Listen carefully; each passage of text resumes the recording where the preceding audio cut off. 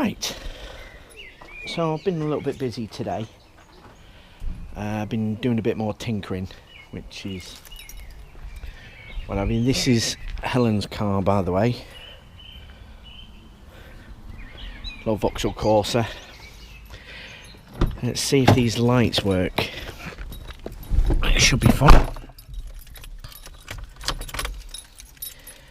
Well, one colour's not right, but we'll see.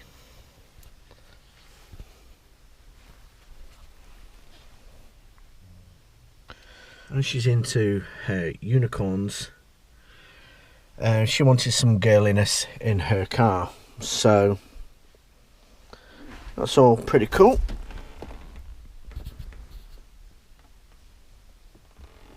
Some things disappear where they're not supposed to, but should be quite cool.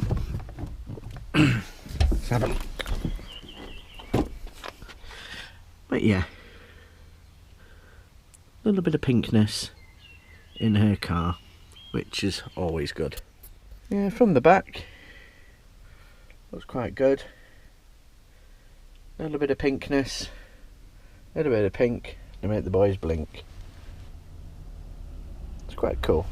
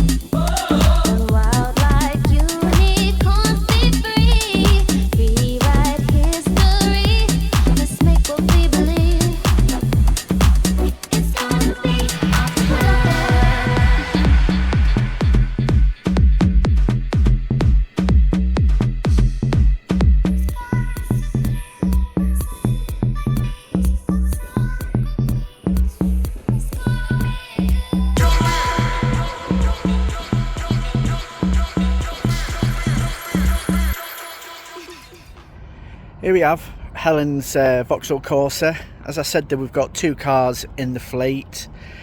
This has been a good chance as any, really, to get hold of Helen's car because she's always working, and I always seem to be doing content of my car. So what we have here is a Vauxhall Corsa 1.4 Elegance. It's a 16 valve and it's an automatic. As you would associate Corsas really with many a boy racer and stuff like that, they're always a good starter car, and they're great to get around with, and they're quite economical to maintain and run. A lot of aftermarket parts for the Vauxhall Corsa C, and most Vauxhalls, anything GM, are quite common in your Autofactor stores, your Euro car parts, and other places that you would normally go and get your parts from. So plans for this car?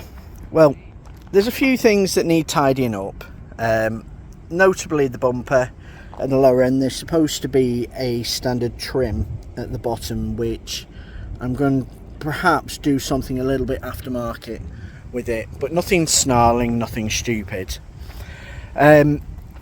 Recently as well, we've had issues with the fuel mixture and everything, and we have, however, discovered that it's something to do with the grade of fuel. Recently there was a mandate for unleaded cars to start using E10 for the sake of it being cheaper. However, when we investigated to find out which cars were compatible, we were under the impression this car was compatible with the new fuel, and we've later learned that it's not. So we've gone back to the E5. Yes, it's a bit pricier at the pump, but she doesn't do that many miles, so it still kind of balances out anyway. So regarding mods, again, let's get back to the point. As you can see, the car is standard on 15-inch OEM wheels. We'll be lowering it 40mm, and the rear shock absorbers need replacing, so we're going to be putting Bilstein B4s, OEM Plus variants on to stiffen up the rear to help with the handling of the car. I have put aero strakes on the rear. We haven't really done any fuel comparison runs, but we'll be doing that in a later video. I have got a diffuser which I will be putting on the vehicle. Again, how it affects the vehicle, we're unsure. We'll be investigating that at a later date. In terms of performance mods, there's not really going to be any. Maybe a panel filter upgrade, but nothing really. We don't want to make this snarling, because the whole purpose of this content is really balancing economy with practicality and basically giving the older car the support it needs. However, the roof does need a bit of love. We're looking at possibly sanding it down to just the paint, and then we're looking at probably wrapping the roof in a pearlescent, because the theme of this vehicle is unicorns. So anything unicorny and cute is going to be put on this roof in some way. Again, future content to come. Happy Helen. My toot. One thing I forgot to mention is this car's only done literally 64,000 miles. So it's a low mileage, 24-year-old car. It's just superb. Year 2000 it was made, it was sold, it was on the roads. And here we are, excuse the bumps, lovely Leyland roads. But it's only done 64,000 miles. When we bought it, it was at 45. So the engine's still pretty much getting broken in, really, for an old engine. Well, new engine as far as the mileage is concerned. So yeah, it's a superb little car. We've upgraded the stereo, a few little mod cons. It's got Bluetooth in here as well, little glittery steering wheel, and of course the bubbly unicorn, which she loves. Makes me so happy. Makes her smile as she drives. So yeah. A few moments later.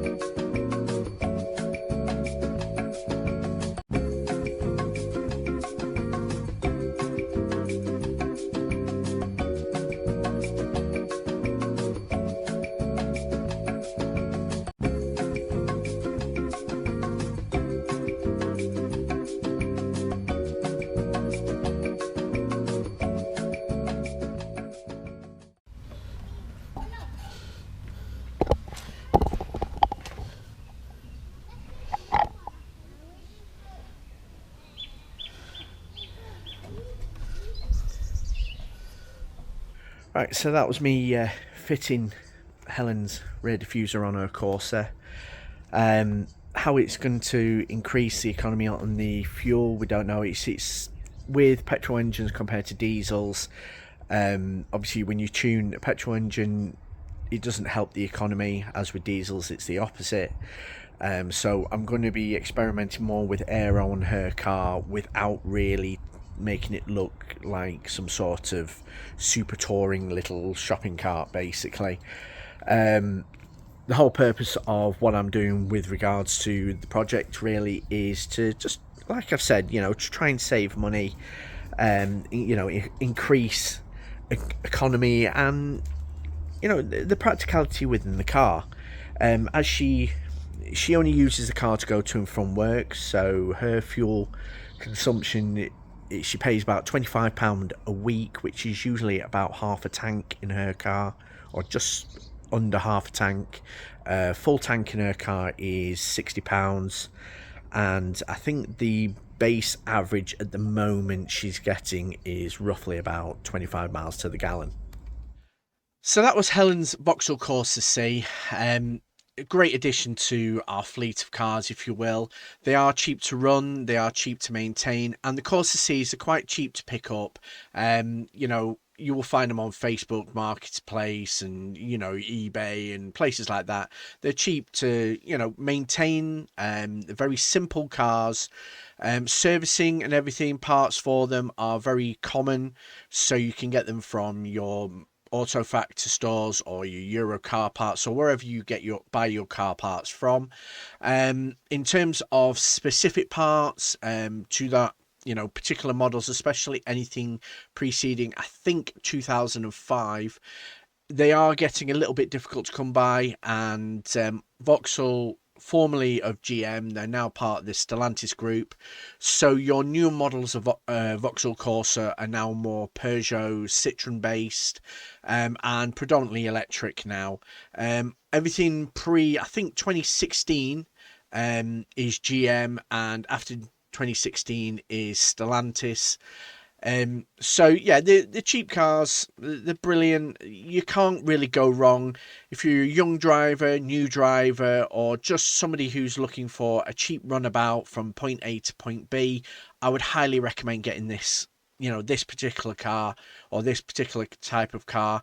In the past, I've owned a Vauxhall Cavalier Mark II, and then I've got a Vauxhall Nova, which was sort of the foundation model for the Corsa, because when they were part of GM, they were also known as Opel, and over in Europe, they were known as the Opel Corsa. So the Corsa name continued after the back of that. Then I've had a Corsa B model, which is an earlier one. I think mine was 1995 model.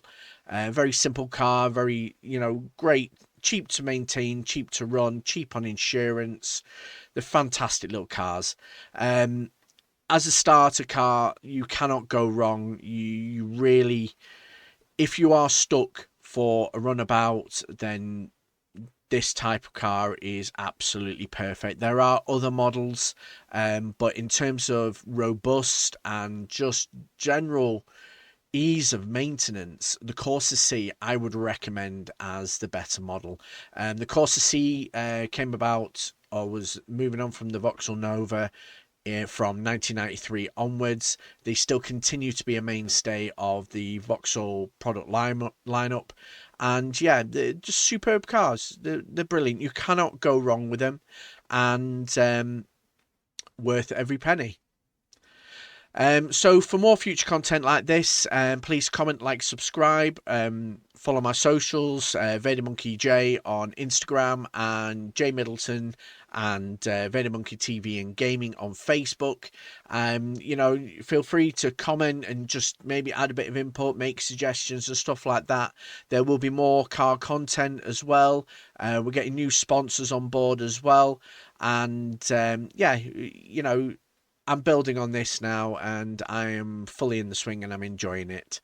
So thank you again for joining me. Please comment, like, subscribe, and I will see you in the next J Talks Cars. Ciao bien. Lagging whilst gaming? Out of steam after a long day at work and you want to go out raving? Or just need something to get you through your grueling day? Dubby Energy, a healthier alternative to the off-the-shelf brands. Dubby is packed full of the important aminos and vitamins that canned energy drinks don't provide. This product doesn't contain artificial additives and is also sugar-free, maltodextrin and keto-free. One tub on average is cheaper than consuming 2 cans per day of the off-the-shelf brands.